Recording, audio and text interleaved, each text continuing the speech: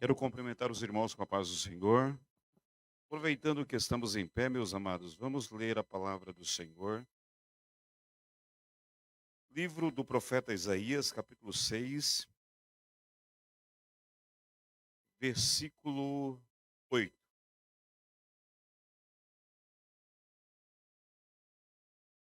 Livro do profeta Isaías, capítulo 6 e versículo 8. Todos acharam? Maravilha. Vamos, portanto, ler a palavra do Senhor.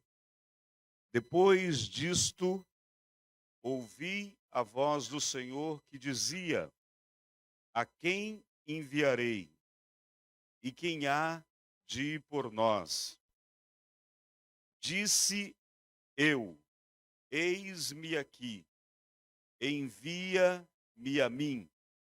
Então disse ele: Vai e dize a este povo: Ouvi, ouvi e não entendais. Vede, vede, mas não percebais. Podem tomar assento, meus amados irmãos.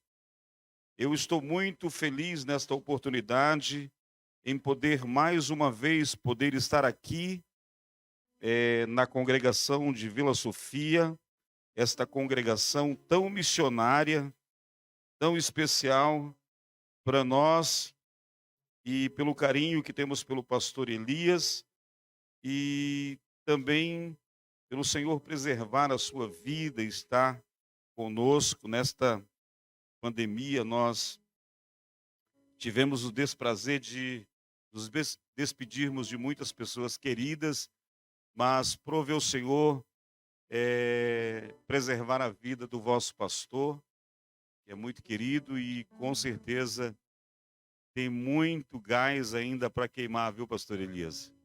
Com certeza, sem dúvida nenhuma.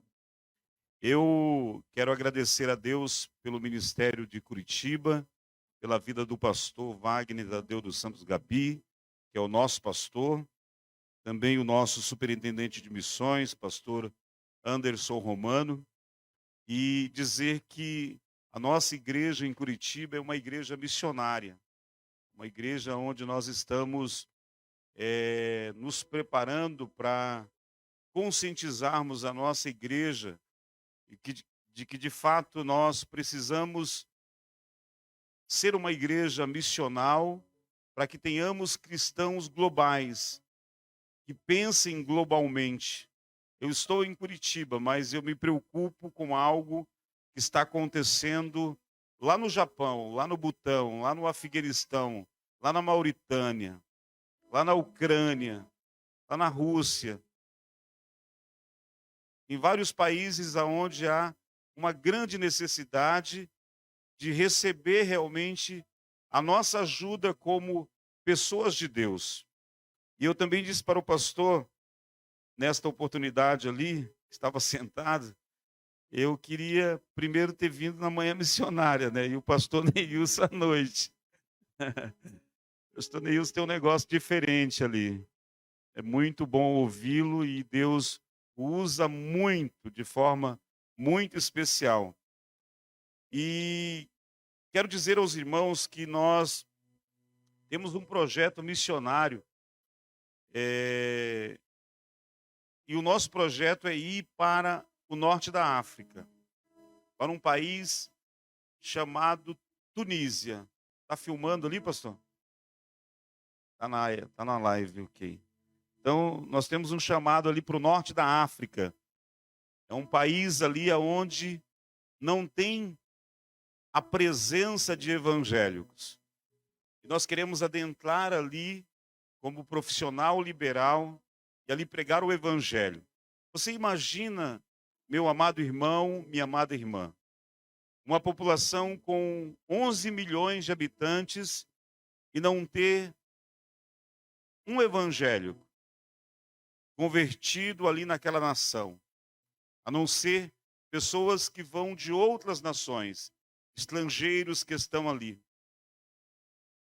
Então, o nosso desafio é entrarmos ali e, de alguma forma, utilizar a nossa profissão, utilizar a nossa vida, as nossas habilidades, aquilo que Deus tem nos dado durante todos esses anos, para que nós possamos, de alguma forma, salvarmos alguns que estão indo para o inferno. Essa é a nossa missão. E eu sei que esta igreja é uma igreja missionária e não vai esquecer de orar por mim e pela Lindsay. Nós temos um projeto, e esse projeto é ir para um lugar onde não tem igrejas. Porque as pessoas às vezes confundem missões assim. Ah, não tem a igreja Assembleia de Deus ali, mas já tem a Batista, tem a Presbiteriana, tem a Congregacional. Missão é só quando nós chegamos lá com a placa da nossa igreja Assembleia de Deus. Ou então os batistas também, né? Ah, não tem uma igreja batista ali. Não, irmãos, isso não é missão. Primeiro que missão é a missão de Deus, né? A missão não é minha, a missão é de Deus. Então Deus nos dá a missão para que nós possamos fazer missões. E através de missões, nós então proclamamos o evangelho aonde nós vivemos na nossa comunidade local. E através disso, do relacionamento, daquilo que nós somos, daquilo que nós representamos na nossa comunidade, é que nós então contagiamos as pessoas e o Espírito Santo, que é aquele que convence o homem do pecado, regenera o homem, traz o homem, e aqui dentro ele vem para o laboratório que é esta igreja.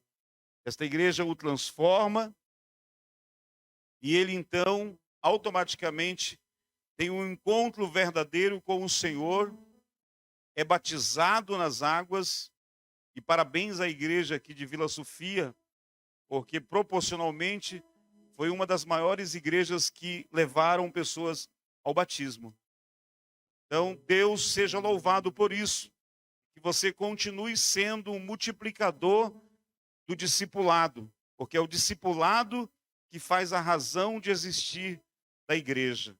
Não existe outra razão de existir, de nós estarmos aqui, se não for para fazer discípulos. Então, eu gostaria nesta noite de aproveitar esta oportunidade e contar o meu testemunho. Pastor, mas o senhor leu uma palavra que estava no cartaz, é o tema. Mas tem muita gente aqui que não me conhece. Tem muita gente aqui que não esteve lá na sede, ou que ouviu o meu testemunho, ou que me viu na EBJ, na de 2020, na de 2022, falando alguma coisa a respeito do meu testemunho. Como é que eu apareci aqui em Curitiba? De onde que eu sou? De onde que eu vim? Para onde que eu vou? Eu sou natural ali da cidade de Imperatriz, no Maranhão. Quando eu nasci, a minha mãe se mudou ali para o estado do Pará. Eu tinha 2 meses de idade. Quando nós moramos ali durante 5 anos, a minha mãe se separou com meu pai e se mudaram ali para o estado do Amapá. Levanta a mão quem já ouviu falar no Amapá. Olha só, todo mundo. E eu estava ali no Amapá morando com a minha mãe, que já está na eternidade. Ela partiu daqui de Curitiba para a eternidade. E eu, jovem ali naquela cidade, fui morar num lugar muito periférico. Acho que não quero assim ser pejorativo, mas um bairro como o Caximba, ou como o Parolim. E me criei em um bairro muito grande ali. Era uma zona periférica ali de Macapá muito grande. E depois passou a se chamar Zona Norte de Macapá. Tinha mais ou menos umas 100 mil pessoas ali naquela favela. E eu ali, irmãos, comecei a crescer, a me desenvolver e ver tudo o que estava acontecendo ao meu redor. Pessoas no tráfico, pessoas no roubo, pessoas na prostituição. E eu sabia que Deus tinha um projeto na minha vida. Eu não era evangélico ainda. As pessoas tentavam me puxar, me assediar, para que eu estivesse diante dessas situações. E eu sempre tinha uma válvula de escape. Eu sabia que ali não era o meu caminho, que não era o meu propósito. E Deus sempre foi me direcionando para a sua casa. Eu me lembro que um dia num culto de ar livre, eu fui convidado por um jovem de uma igreja local ali. E então, naquele momento, daquele culto no ar livre, no momento do convite, é por isso que é muito importante a nossa igreja não desvalorizar os cultos públicos no ar livre. É muito importante. Eu sei que hoje em dia existe uma grande fiscalização da prefeitura, dos órgãos ambientais, em relação aos cultos relâmpagos, aos cultos públicos nas ruas. Mas eu aceitei a Jesus em um culto público, na rua. E ali no momento que aquele pregador fazia o convite, eu aceitava Jesus como Salvador da minha vida. Logo no domingo pela manhã, isso era sábado, eu já estava na escola dominical. E eu tive a oportunidade, pela misericórdia de Deus, de ter ali, naquela escola dominical, um jovem que morava ali e era um jovem advogado, pastor. Interessante. Ele tinha passado em primeiro lugar ali na Federal para Direito. Aliás, em segundo lugar na particular, e em primeiro lugar tinha passado para Geografia. Ele estava fazendo 2 cursos superiores. E era o nosso professor de escola dominical. E eu digo sempre que a minha base foi a escola bíblica dominical. Eu aprendi muitas coisas que me orientaram e que fizeram todo o alicerce para que eu pudesse, então, ter um chamado missionário estabelecido e automaticamente consolidado. A escola bíblica dominical, a maior escola do mundo. Portanto, não perca a escola bíblica dominical. Eu aceitei Jesus e quando foi no ano de 2005, Deus falou comigo pela primeira vez, dizendo que eu sairia. Eu estou vendo uma bandeira ali da Tunísia, do lado da irmã que está com a blusa rosa. Isso. Essa bandeira é maravilhosa. Orem pela Tunísia. E no ano de 95, Deus falou comigo pela primeira vez, dizendo que usou um pregador num culto de jovens, num congresso. E aí, quando aquele senhor pregador, pastor Roberto de Carvalho, depois de muitos anos, agora eu consegui o telefone dele e falei para ele. E claro que esses pregadores geralmente não lembram, né, das profecias, das palavras que eles ministram sobre a vida de muitas pessoas pelo Brasil, porque são muitas pessoas. E eu fui um desses que estava em um desses congressos e fui agraciado pela palavra de Deus e pela profecia. Eu acredito em profecia e creio em profecia e creio que o Senhor ainda fala no meio da sua igreja, porque Ele está assentado no trono. Isaías, quando teve a visão, viu que o Senhor estava sentado num alto e sublime trono. Amém, irmãos? E ali Deus falava comigo: vou te tirar desta cidade, vai pregar o meu evangelho em muitas nações da terra, e serás uma bênção para esta nação. Eu olhei para o lado, olhei para o outro, e olhei para todo aquele contingente que havia ali ao meu redor. Todos os dias, pessoas morriam ali, eram mortas, jovens, adolescentes, pretos. E eu era um mais na estatística do estado do IBGE. Mas eu quero dizer para você, nesta noite, como boca de Deus e ministro do Evangelho, saiba que o teu Deus, o Deus que cumpre promessas, Ele não esqueceu de você em nenhum momento. Ele ainda está de pé com as promessas que Ele colocou no teu coração. Portanto, creia, Ele está aqui nesta noite. Ele é um Deus que está no trono. Eu então, meus amados irmãos, comecei a cultivar aquilo no meu coração. Quando eu aceitei Jesus ali na congregação, logo comecei a me envolver com missões. Comecei a me desenvolver dentro do departamento e depois já era o líder de missões ali daquela congregação.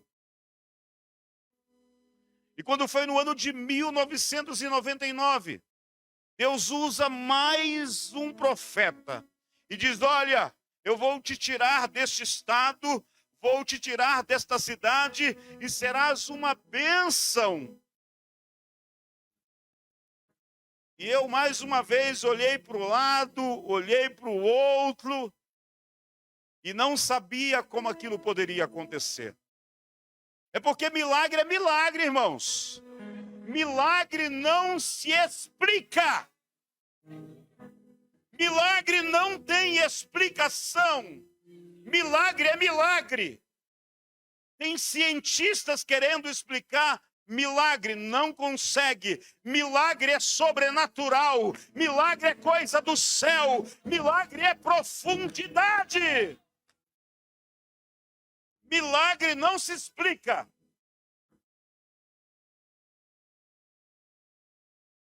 Eu não sabia de que forma iria acontecer, mas eu sabia que o Deus eterno tinha falado e eu tinha guardado no meu coração que aquilo de fato iria acontecer. Neste mesmo ano foi ali para aquele bairro um pastor chamado Moisés Araújo. E ele então começa a falar de missões, porque não havia ainda uma grande mobilização ali naquela igreja, e ele então começa a implantar ali o departamento de missões ali daquela igreja. E me chama para eu ser um dos líderes de missões ali da congregação. Lembro-me que nós enviamos o primeiro missionário para a região ribeirinha ali do nosso estado, do Amapá. O Amapá é uma ilha, é um arquipélago. Então existia grandes desafios missionários, e os missionários saíam de Macapá, pegavam um barco e iam aproximadamente 12, 24 horas navegando para chegar em uma certa comunidade. E eu pensava, de repente deve ser para um lugar desse que eu irei, né? De repente a profecia que Deus tem falado comigo desde o início da minha caminhada com Ele, de repente seria para este lugar, para o Bailique. E um dia, o pastor Moisés então fala sobre a Tunísia, sobre este país ali no norte da África.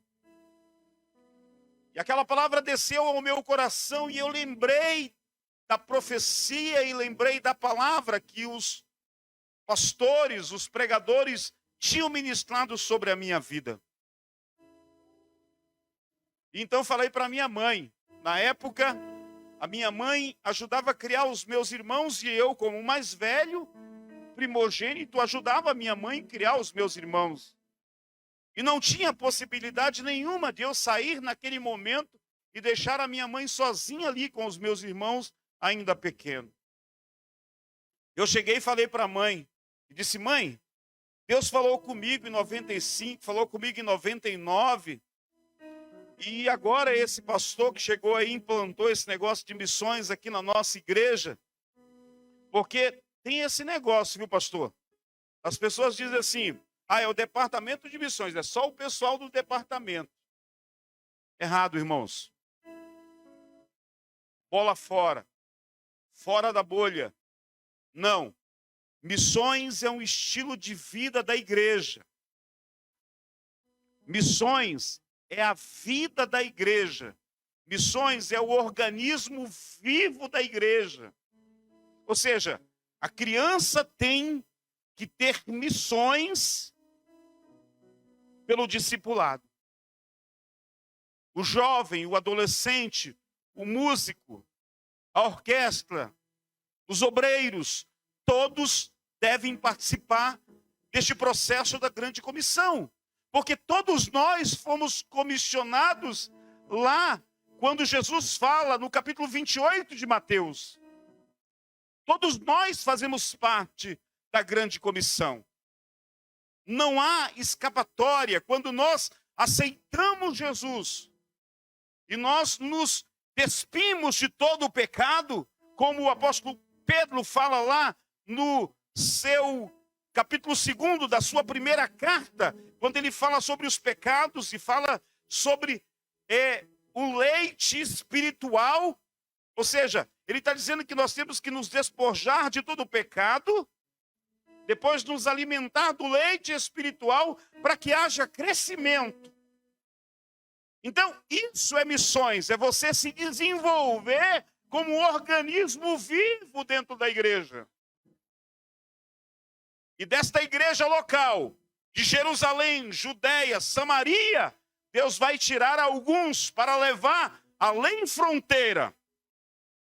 Assim como chamou o primeiro missionário, Filipe, que saiu pregando o evangelho ali, em todos os lugares que ele passava, e as pessoas eram batizadas com o Espírito Santo e eram curadas. E a minha mãe disse assim: Sérgio, isto é loucura. A Bíblia diz que a loucura de Deus é mais sábia do que a sabedoria dos homens. Então é verdade. Missões é loucura, é acreditar no sobrenatural, naquilo que eu não consigo enxergar com os meus olhos materiais, mas eu consigo ver pelos olhos da fé que aquilo vai acontecer. E eu falei para minha mãe incrédula, eu falava: mãe, a senhora é incrédula mesmo, né? Não sei por que está na igreja, eu não acredito em nada. Vocês já viram, irmãos, que é difícil hoje nós pregarmos sobre arrebatamento? Pregarmos sobre Jesus num culto. Tem mais mensagem coach do que falando de Jesus, de arrebatamento, de pecado.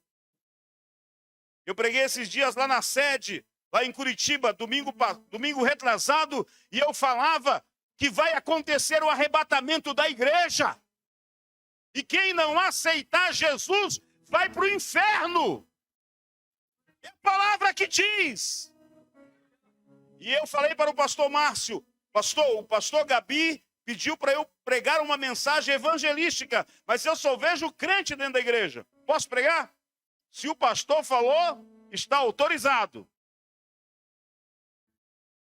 Então, irmão, Jesus vai voltar. Isso é uma realidade e ponto final. É isso que nós estamos fazendo aqui nesta noite.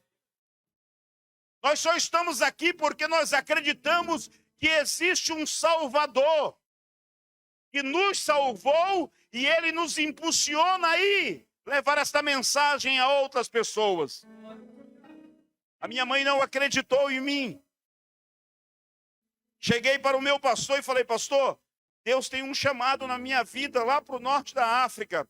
O pastor falou: olha, nós não temos possibilidade, nós não temos visão de ir ainda lá para o norte da África. Imagina, irmãos, há mais de 20 e poucos anos atrás, sem internet, sem ter bons telefones, Você falar de negócio de norte da África, de mundo islâmico. Se até hoje a gente não consegue ter todo o corpo da igreja entendendo sobre esse contexto de janela 10h40, de 1,8 bilhões de pessoas que ainda não ouviram falar do Senhor Jesus. Enquanto você está sentado aqui nesta noite, milhares e milhares de pessoas estão partindo para a eternidade sem ter a oportunidade de ouvir a palavra Jesus e aceitá-lo. 1,8 bilhões, calcule aí. Talvez se você assistiu os pequenos gênios que fazem aquelas contas, 1,8 bilhões, dá para entender, irmãos? 1,8 bilhões de pessoas que nunca ouviram. Se você chegar e perguntar, quem é Jesus? Aí ele vai dizer, deve ser um francês, né? O pessoal conhece a Coca-Cola, o Pelé, o Neymar. Mas Jesus, de quem é essa responsabilidade, irmãos? É nossa, é da igreja.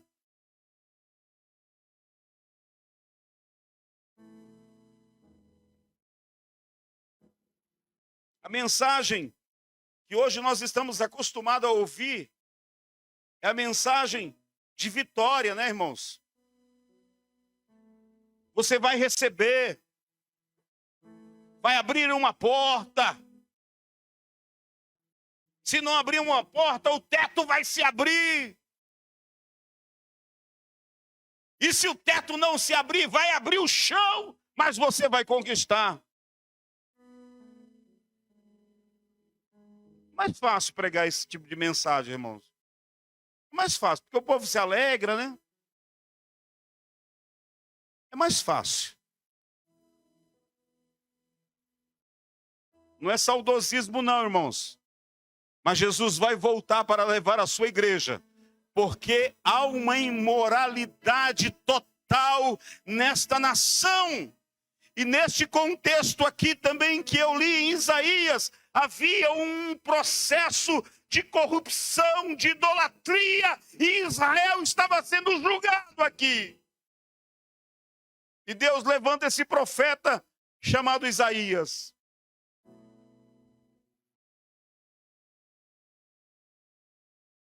E Isaías prega, pastor, não é para eles se converterem não, viu? Deus endurece o coração deles igual o coração de Faraó. Porque a gente lê só envia-me a mim, né? Mas a mensagem não era de aceitação. A mensagem é porque Deus queria julgar Israel através dos assírios. A gente não lê o contexto do texto.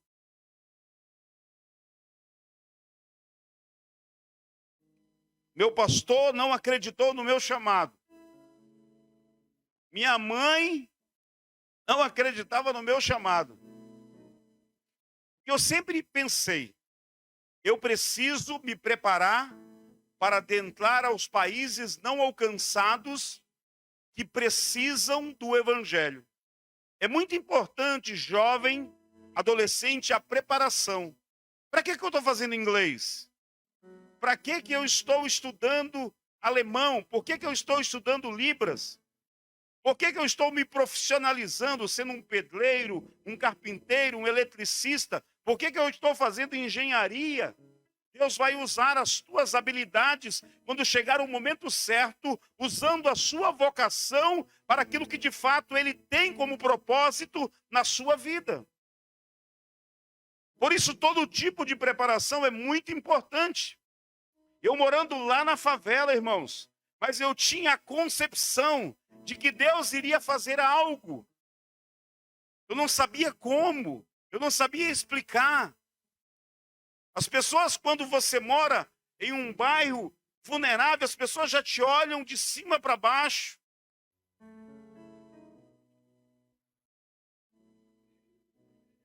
Mas eu acreditava. Eu sempre acreditei. Eu só aceitei Jesus porque eu acreditei no Evangelho. Tem gente que você fala do arrebatamento, fala que Jesus vai voltar, e tem pessoas que não acreditam mais, irmãos, infelizmente.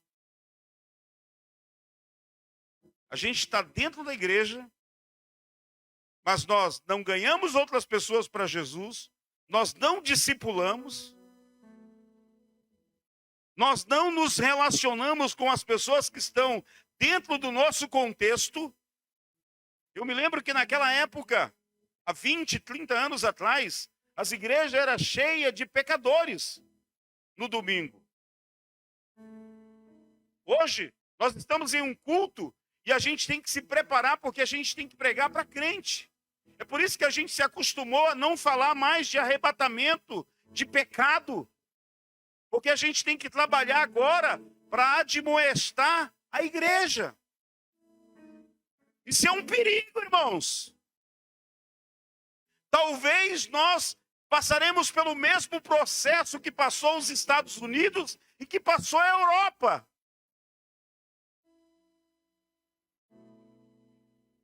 Mas eu creio, eu acredito, eu louvo a Deus, porque o Senhor está levantando um movimento de avivamento nessa nação. Eu creio que ainda existe aqueles que não se dobraram. E Deus, quando Ele quer fazer algo, irmãos, Ele não precisa de muitos. Você pode olhar todos os movimentos missionários, todos os avivamentos da história, sempre começou com intercessão. Sempre começou com alguém orando, com alguém acreditando, com alguém crendo que o Deus desta obra pode levantar pessoas, influenciar pessoas, para que estas pessoas sejam relevantes dentro da comunidade dela mesma. E eu creio assim, porque eu cresci dentro de um contexto desacreditado, onde as pessoas não conseguiam acreditar que algo poderia acontecer. E eu sempre fui muito altruísta, acreditando que algo iria acontecer. Eu acreditava na promessa de Deus da minha vida. E aí eu disse para os meus amigos, olha, eu vou ser missionário lá em Cochabamba, na Bolívia. As pessoas, não, você é motorista de ônibus aqui agora, passou no concurso para ser professor de 1ª a 4ª série. Esse negócio de missões é loucura. Esse negócio aí de profecia é invenção da cabeça dessas pessoas. Não dá certo. Não funciona. Não vai acontecer.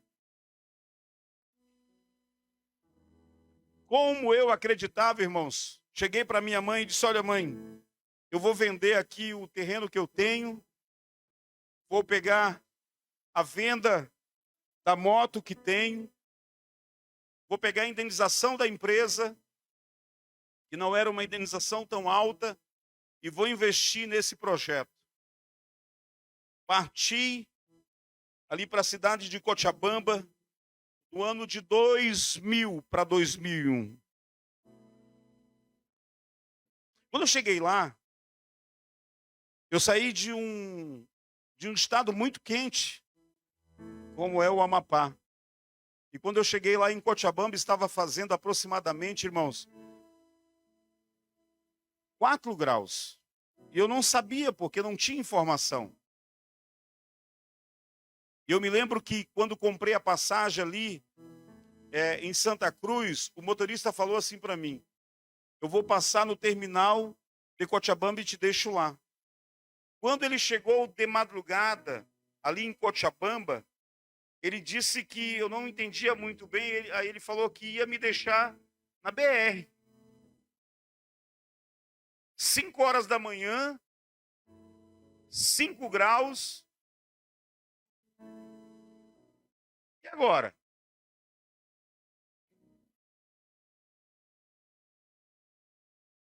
Imagina, né?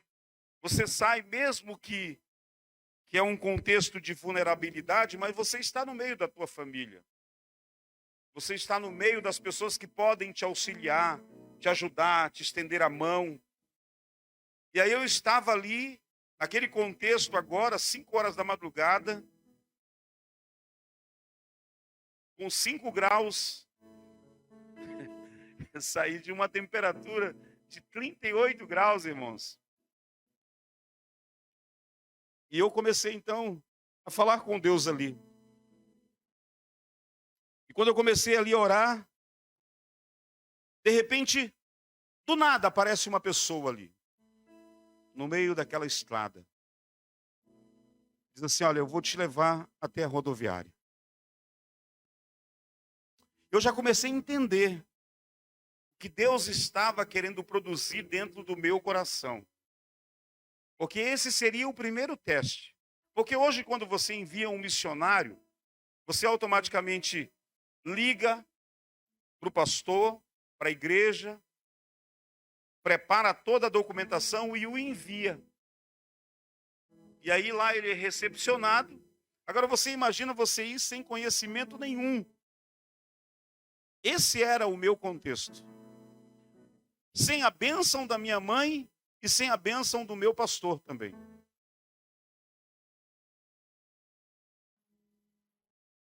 Ele me deu a bênção espiritual.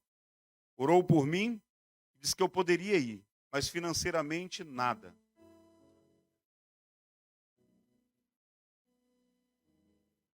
Mas eu falei no começo que eu tinha uma promessa de Deus, né, irmãos? Tinha uma promessa de Deus. Comecei então a procurar algumas igrejas e comecei a congregar ali numa igreja. Quando foi em 2001, aconteceu um evento que os irmãos devem lembrar, o 11 de setembro, a derribada das Torres Gêmeas ali nos Estados Unidos, que houve a guerra ali no Afeganistão. E ali o dólar, naquela época, subiu muito. Eu acredito que foi, naquela época, quase 5,60. E eu observei ali que tinha a possibilidade de se fazer o curso de medicina. Porque no Amapá não tinha nada naquela época. E eu comecei a perceber que muitas pessoas estudavam ali, pastor. Então eu disse: olha, eu acredito que essa é uma linha boa. Então comecei a estudar. Só que chegou um momento que eu não conseguia pagar esta faculdade.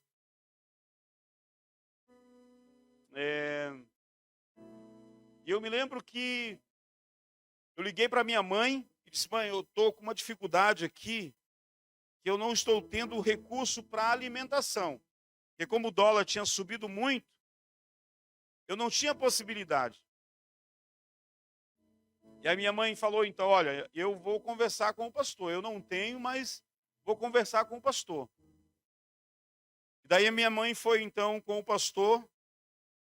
Lembrem-se que a minha mãe não acreditava no meu chamado, né, irmãos? Ela foi então conversar com o meu pastor. E o meu pastor disse assim: irmã Francisca, nós não enviamos o Sérgio para lá. Nós oramos por ele. E ele está lá por única e responsabilidade dele. Se ele quiser voltar, nós podemos tirar uma oferta para que ele volte. A minha mãe olhou para o pastor e disse assim: pastor, eu não acredito no chamado do meu filho, não acreditava.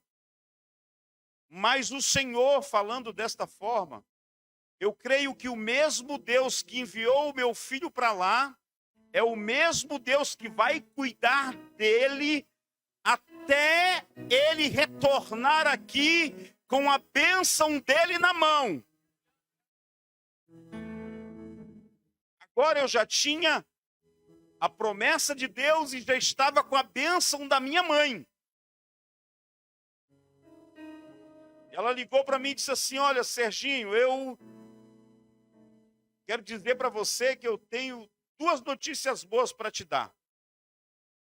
A primeira é que o pastor disse que não pode te mandar uma oferta e ele pode tirar uma oferta para que você volte.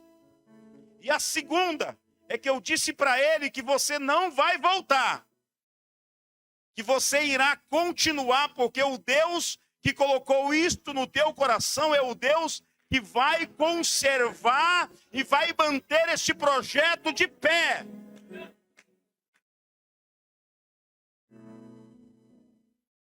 Mas mesmo assim, irmãos, não havia possibilidade. Pessoas que tinham recurso estavam voltando. Então, durante aquela semana, numa sexta-feira, eu tomei a decisão, comecei a orar durante aquela semana, e numa sexta-feira, eu fui conversar com o dono da universidade.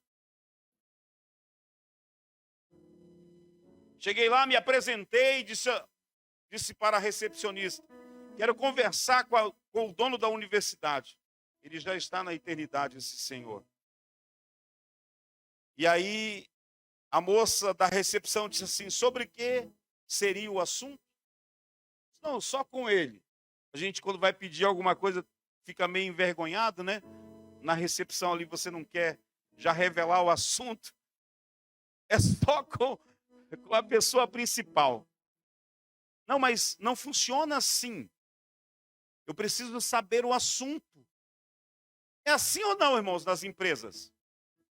Quando você chega, já tem, se não tem 1, 2, 3 recepções para você passar, porque é filtro. É filtro. Ela disse: não, não é assim que funciona. Primeiro você tem que falar o assunto, agendar. E aí, dependendo do assunto, ele recebe ou não. A gente liga para você. Esse negócio de ligar é uma benção, irmãos. Aí você fica naquela ansiedade, aquele negócio esperando uma ligação tocar. O telefone tocar, um e-mail chegar e não chega. E enquanto eu estava conversando com ela, era uma parede de vidro assim, e aí sai um senhor de lá, um senhor indígena, e diz assim para aquela secretária: deixa ele passar, eu já estava esperando ele. Porque hoje pela madrugada eu tive um sonho. E alguém me incomodava, eu não dormia a noite inteira. E quando ele começou a falar, eu senti que era ele que eu deveria ajudar. Eu senti que era ele que eu deveria estender a mão. E aquele senhor olhou para mim e disse: olha, a partir de hoje aqui, na minha universidade, você não pagará $1, não pagará R$1. Você terá uma bolsa de 100% na minha universidade. Deus é um Deus que cumpre promessas. Deus é um Deus que cumpre projetos. Deus é um Deus que ressuscita sonhos, porque Ele está no trono. Xarabacandará, Urabacandará, Calabacandará. Ele está no trono. Xarabacandará.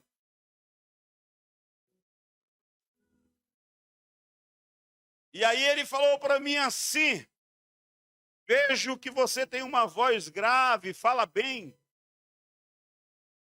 Tenho uma televisão aqui. Tem uma rede de televisão. Quero convidar você para fazer parte da nossa rede de televisão. Você vai apresentar um programa todos os dias. lunes, martes, miércoles, jueves, viernes, sábado e domingo. Todos os dias, 1 hora, para falar deste teu Deus. E durante 5 anos e meio, nós estivemos ali na televisão em Cochabamba, anunciando o Evangelho para 1,5 milhão de pessoas, que eu entrava depois do programa da Igreja Católica e pregava o Evangelho que salva, o Evangelho que é desse Jesus, o Evangelho que transforma o homem, separa ele e leva para o céu.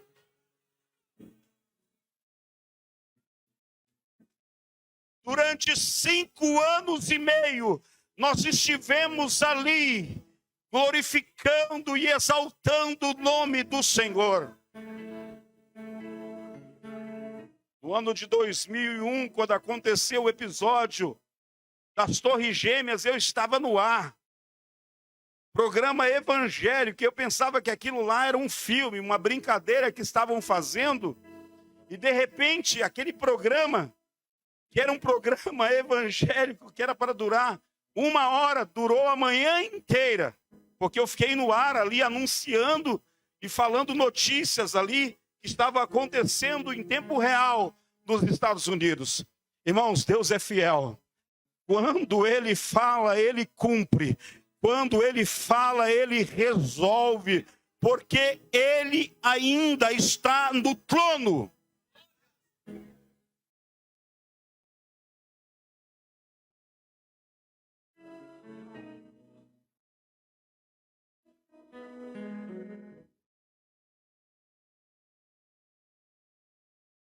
As pessoas diziam assim, e agora? Para a Tunísia? Estive na Tunísia conhecendo. E depois as pessoas diziam assim, e não vai conseguir revalidar o diploma. Porque é muito difícil a prova. Não vai conseguir. Quem foi que prometeu, irmãos? Quem prometeu que vai fazer? Quem prometeu para você que vai fazer? Que vai curar? Porque Ele cura se Ele quiser. Ele abre portas, se Ele quiser abrir, Ele abre. Não é mensagem de autoajuda. Se Ele quiser, Ele faz. É como aquele leproso disse para Jesus, se tu quiseres, tu pode me tornar limpo. Se Ele quiser, Ele pode fazer todas as coisas.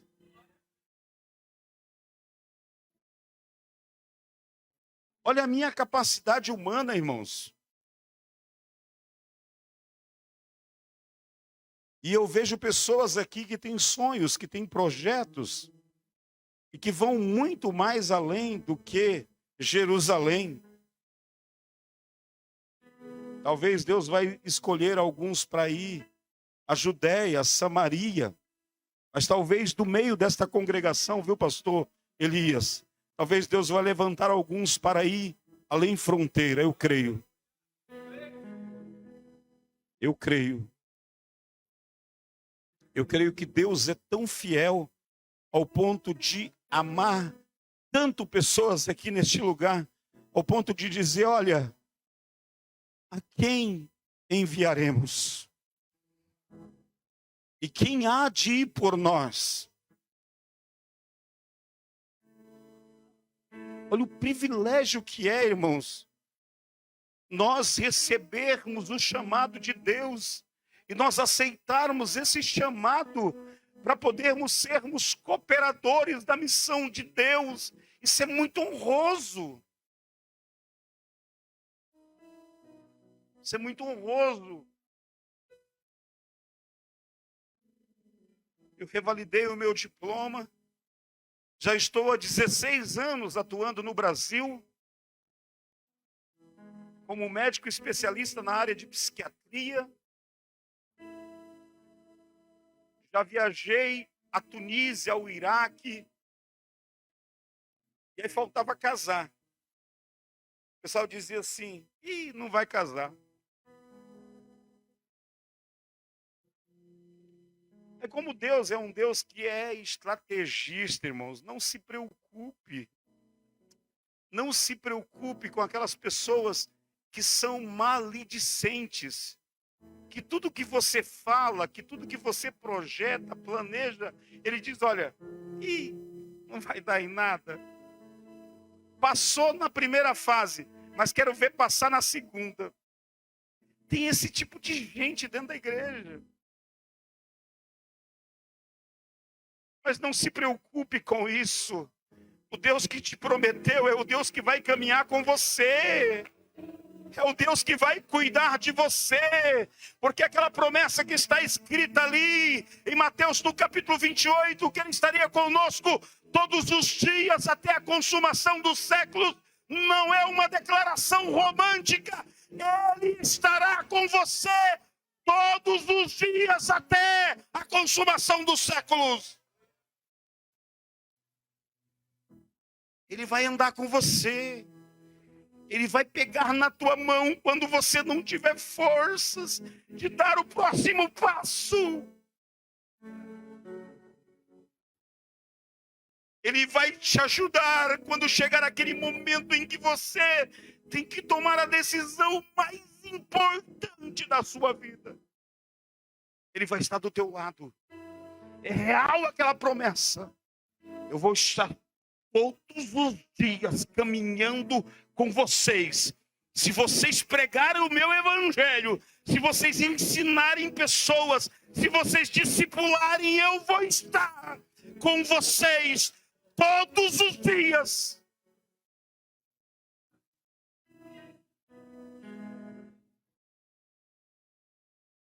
Não vai casar, porque não vai.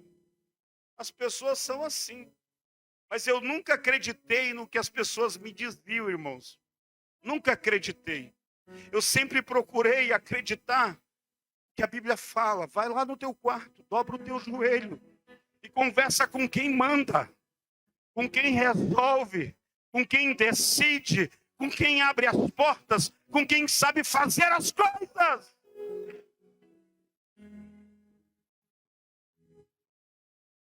Casei com essa mulher. Vale a pena esperar ou não, irmãos? Vale a pena, irmãos, esperar. Preparadíssima. E eu correndo para um lado para o outro e desesperado. E porque eu quero ser consagrado. E, meu Deus do céu. Não, estava do meu lado aqui. 1 quilômetro de onde eu morava, e eu me desesperando pelo Brasil e procurando por todo lugar, e aqui do lado de casa. Deus faz tudo direitinho, Deus faz tudo certinho. É a gente que não gosta de crer no que Ele fala.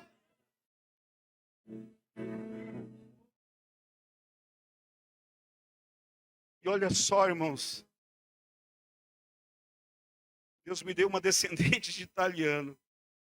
E por que é importante? Nós fomos para a Itália, tiramos a cidadania dela, tem passaporte italiano, e esse passaporte é o nosso passaporte de entrada no mundo árabe, irmãos. Olha como Deus faz, olha, as coisas vão se encaixando de forma tão conexa, de forma tão bem engrenadas, porque Deus sabe fazer as coisas. Às vezes a gente vê as pessoas se precipitando, metendo os pés pelas mãos. Espera mais um pouco, vai chegar, vai acontecer. Pelo amor de Deus, espera, creia.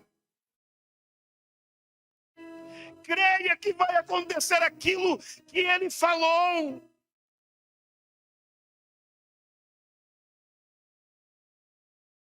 Isaías só creu depois que o primo tio morreu. Depois que morreu o rei Uzias, eu tive uma visão. Muita gente vai ter visão depois que morrer algumas coisas aí. Alguns pecados que fazem separação. Murmurador não recebe bênção. É isso que o apóstolo Pedro fala lá no capítulo 2 e no versículo 1: dolo, fraude, hipocrisias, inveja e maledicência. Isso faz separação do seu chamado e da sua visão missionária. Pecado. Vamos nos colocar de pé.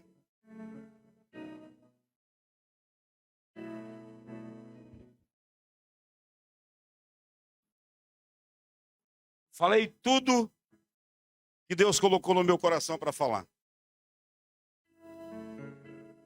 Eu ia pregar. Preparei aqui um esboço lindo e tal. Acho que umas 9 páginas. Está aqui, ó, esboço bonito. O chamado do profeta.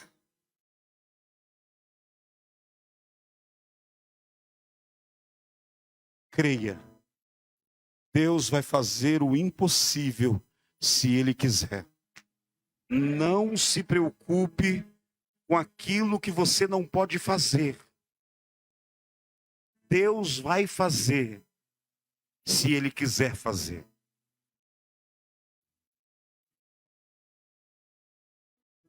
E agora nós estamos nos preparando para ir para o Norte África. E vamos utilizar esse passaporte que vai nos dar a estadia de estar ali já com um visto permanente naqueles países. Porque existe uma grande afinidade dos países árabes com a Europa. Todos querem aceitar ali os europeus. Então, irmãos, Deus fez tudo certinho. Começou, parece que não ia dando certo e tal, e ficou por ali assim. E a gente fica meio, não vou dizer para os irmãos que em todo momento eu criei 100%, mas eu nunca deixei de crer. Porque às vezes tem coisa que nos abalam, que às vezes nós não conseguimos confiar 100%. Mas Deus nos diz hoje que nós temos que nos colocar diante dele 100% na sua presença. Eu tenho 6 minutos aqui. Aliás, eu vou usar 4 minutos. Eu queria orar por alguém que tem um chamado missionário. Lembrando, irmãos, que chamado missionário não é só para ir para a África, tá? A primeira base missionária, o primeiro projeto missionário que Deus te chama para fazer é no meio da tua família, no teu bairro, na tua igreja local. É o primeiro projeto missionário. Tem alguém que tem uma chamada específica, missionária? Assim, com a permissão do pastor, viu, pastor? Por favor. Se tem alguém que entendeu aqui o que eu falei, e quer vir para frente, gostaria de orar. Porque aquilo que aconteceu comigo há mais de 30 anos atrás, pode acontecer com você. Olha quanto tempo, irmãos. Olha quanto tempo de uma chamada, né? Olha quanto tempo. Pastor, quase 30 anos. Tem que ter resiliência. Não acontece amanhã. Não é coach. Não. Tem sofrimento, tem deserto. Tem tempo de espera. E toda promessa passa pelo teste do tempo. Às vezes, o que para nós é tempo, para Deus é tratamento. É Deus tirando algumas coisas para que Ele possa usar o vaso. É desta forma que Deus trabalha. Só que às vezes nós não queremos entender de que forma Deus trabalha. Quero chamar os jovens aqui para vir para frente, os adolescentes. Vem para frente. Vem, eu quero orar por vocês. Aleluia. Oh, aleluia. Vem para frente. Quem tem chamado para ficar aqui em Vila Sofia, vem para frente também. Quem tem chamado para ficar aqui nessa congregação e ajudar o pastor Elias nos grupos familiares de crescimento, no projeto Resgate da Ovelha Perdida. Quem tem esse chamado? Quem tem? Vem para frente. Vamos ganhar este bairro para Jesus. Vamos encher esta congregação e levar lá para a sede e dizer: pastor Wagner, engenheiro Wagner, precisamos fazer um projeto maior para a congregação lá, que não cabe mais. Não tem lugar para colocar gente mais lá naquela igreja, porque a igreja se despertou para se envolver no discipulado dinâmico.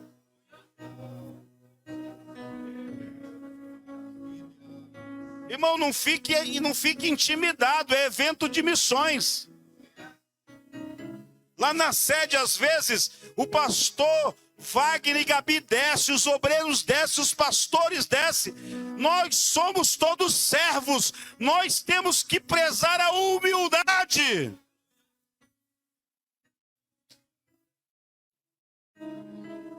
E se você tem algo de Deus na sua vida, saiba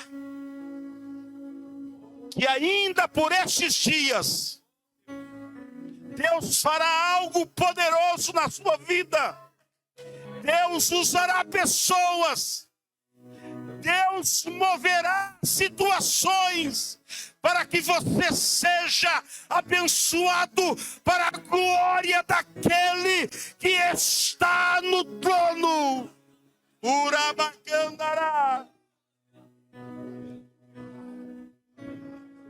Aleluia. Tem uma pessoa aqui chorando na frente, se reconciliando. Se tem mais alguém que deseja aceitar Jesus, vem à frente. É noite de salvação, é noite de reconciliação, é noite de ressuscitação, de promessas. Aleluia! Quem está na nave do templo, feche os olhos, coloque a mão no coração e ore a Deus. Irmãos, nós precisamos revolucionar este bairro, esta cidade, com o Evangelho. Tem alguém para cantar aqui, pastor, o desejo missionário? Alguma das irmãs cantar aqui o desejo missionário? Ou alguma canção? Tem alguém que sabe cantar aqui o desejo missionário? E o nosso tecladista no som aí bem forte. Enquanto isso, você continua orando aí. Continua orando. Se tem pessoas que não são evangélicas, eu quero convidar você à frente para vir. Para vir orar conosco aqui. Aleluia. Aleluia. Aleluia. Jesus está neste lugar, irmãos. Jesus está neste lugar. Aleluia. Isaías viu ele num alto e sublime trono. Teve uma visão do Senhor assentado no trono, exaltado em glória. Aleluia. Aleluia, o Senhor assentado nesse alto e sublime trono. A manifestação da glória divina ocorreu quando Isaías visitava os lugares e recintos sagrados do templo. Deus pretendia que Isaías tivesse uma visão mais ampla do que proporcionada pelo contexto político. Deus queria que ele soubesse que ele estava acima do rei da Síria.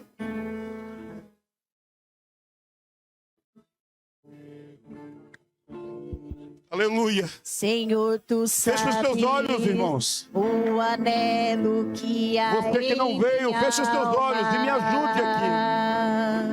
É como se você puder fechar os seus olhos tem aceso e vamos orar. Em meu coração. Senhor, pergunto, por que é que eu não posso andar pelos países deste mundo perdido? Eu quisera ir ao campo missionário. Eu quisera, Senhor, ir a proclamar, mesmo aqueles quase mortos, sem saber que há um Deus. Eu quisera anunciar. Somente tu conhece os meus problemas. Somente tu, Senhor, me ajudará. Pois eu sei que em ti vivo, tudo em mim podes fazer. Irei, Senhor, aonde me ordenares. Eu quisera ir ao campo missionário. Eu quisera, Senhor, ir a proclamar, mesmo aqueles quase mortos, sem saber que há um Deus. Eu quisera anunciar. Eu quisera ir ao campo missionário. Espírito de Deus. Eu quisera, Senhor, ir a proclamar, mesmo aquele quase morto, sem saber que há um Deus. Eu quisera anunciar, mesmo aqueles quase mortos, sem saber que há um Deus. Eu quisera anunciar.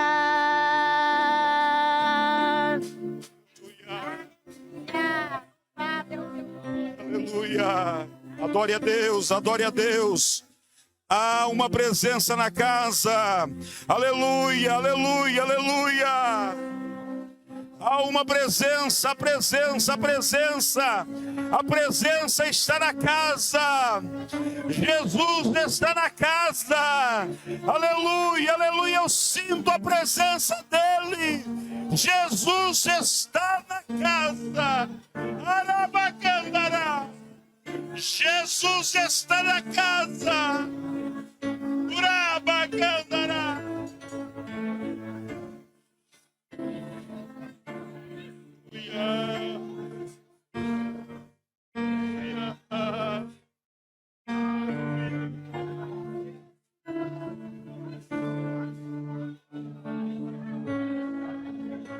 Há uma presença na casa. Continue adorando, continue adorando. Jesus está na casa. Jesus está na casa. Aleluia, Ele marcou um encontro nesta noite com o teu coração. Ele está na casa. Ele está na casa.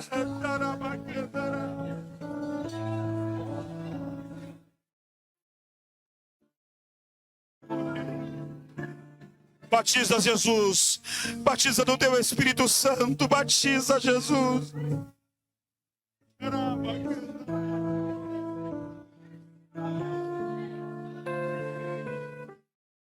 O Espírito de Deus, nós te louvamos, Senhor, por esta oportunidade tão linda de podermos estar na tua casa. Senhor, a tua palavra foi ministrada, misturada com experiências missionárias, Senhor.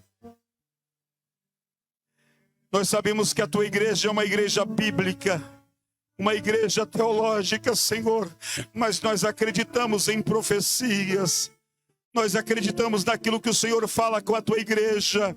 E eu quero profetizar, Senhor, sobre a vida dos meus irmãos que estão aqui à frente do altar.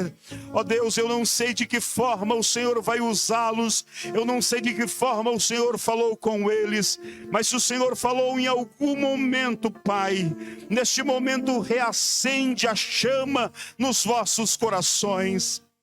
Ó Pai, esta pessoa que recebeu uma promessa do Senhor, que o Senhor ainda há muitos anos não a respondeu, e ele ainda continua de pé, firme, esperando a promessa, que o Senhor nesta noite se manifeste para ele, Pai, em sonhos, e que ele possa ter revelações do céu, entendendo que o Senhor ainda está com ele neste negócio.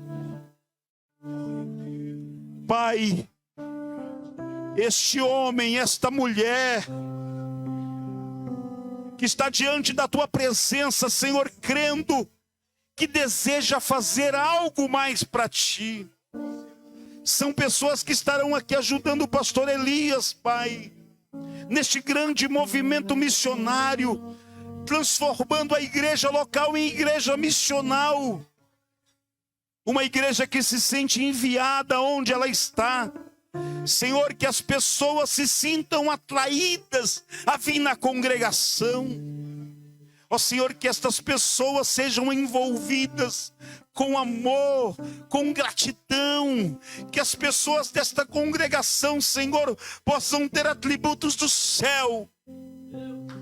E que possam conquistar este bairro para o Senhor.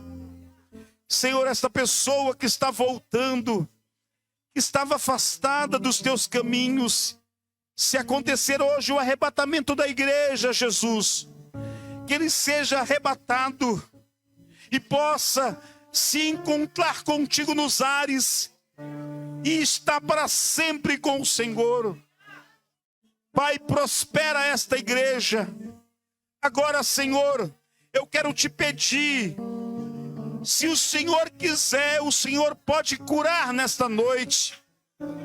Se o Senhor quiser, o Senhor pode abrir portas que estejam fechadas de trabalho, na justiça. O Senhor é o Deus que tudo pode fazer. Muito obrigado pela tua presença. Muito obrigado pela manifestação do teu Espírito Santo nesta noite. Batiza, Senhor. Se o Senhor não batizou agora, mas o Senhor pode batizar essa pessoa lá na casa dela, porque o Senhor é o batizador. Muito obrigado pela ministração ao meu coração, porque eu primeiro sou ministrado por ti, Senhor. O Senhor mudou os planos desta noite. Eu passei todos esses dias me preparando para pregar uma palavra aqui. E quando cheguei, o Senhor colocou no meu coração o desejo de falar aqui o meu testemunho. Eu creio que o Senhor falou com pessoas, falou com famílias aqui, Pai. Por isso eu quero te agradecer no nome do teu santo Filho Jesus. Agora eu gostaria que você, aí no seu lugar, aqui na frente, apertasse a mão do seu irmão e dissesse assim, de olhos abertos: você é um projeto de Deus e ninguém pode parar a sua vida. Você é um projeto de Deus e ninguém pode parar a sua vida. Você é um projeto de Deus e ninguém pode parar a sua vida.